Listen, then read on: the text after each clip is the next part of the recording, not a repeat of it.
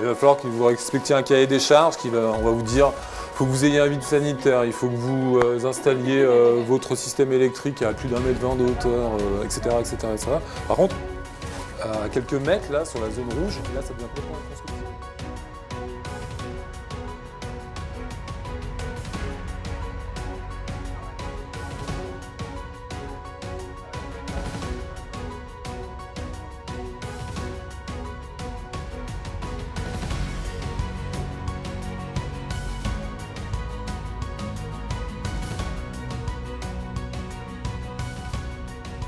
L'idée, en fait, c'est pour les gens qui viennent visiter l'exposition de pouvoir, par exemple, sur une carte, renseigner son adresse et de voir à l'adresse où on est, où on travaille, si la zone est à risque et qu'est-ce que ça implique, en fait. Je suis en zone inondable, j'habite dans cette maison depuis 4 ans.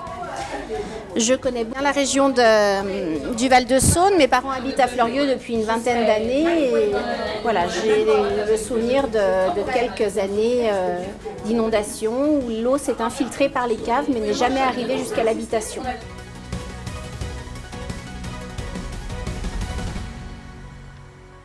L'idée, c'est de proposer une approche originale pour parler d'un thème un peu grave qui sont les inondations. Le plan Rhône a passé un appel à projet auquel on a répondu. Moi, j'avais trouvé intéressant qu'on puisse travailler autour des cartes, d'où le mauvais jeu de mots cartographie. Là, pour le coup, c'est des images entre Saône et Rhône, oui. Mais hors Neuville. D'accord. Donc là, ça peut être Lyon, là, c'est Lyon.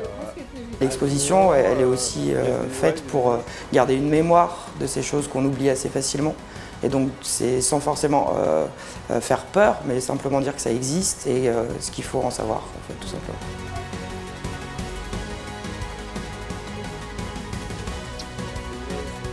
Maintenant, il y a plein de données publiques que j'ai intégrées au logiciel qui permettent de voir une inondation, de voir quelles sont les hauteurs d'eau. Enfin, il y a plein d'infos finalement très visuelles qui permettent de mieux comprendre un phénomène qui est pour beaucoup très abstrait parce que finalement, il y a de nombreuses communes qui ont connu des inondations, mais il y a longtemps.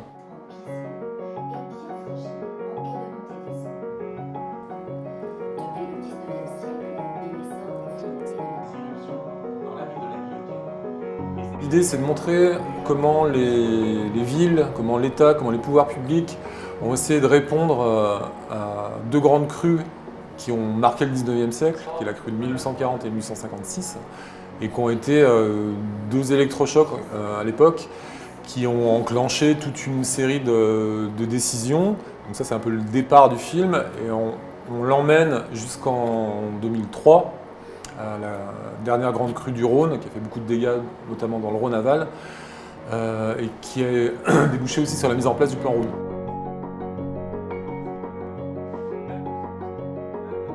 C'est intéressant parce que ça sensibilise au-delà du phénomène un petit peu extraordinaire, parce que heureusement c'est quand même pas tous les ans, mais ça permet aussi à ce que nos habitants réalisent que ça va au-delà de je ne vais pas pouvoir sortir de chez moi normalement. Déclencher une crue. Mais c'est millénaire ça ? Ça, c'est la crue millénale. Donc ça veut dire que la probabilité qu'elle arrive est d'une chance sur 1000 par an.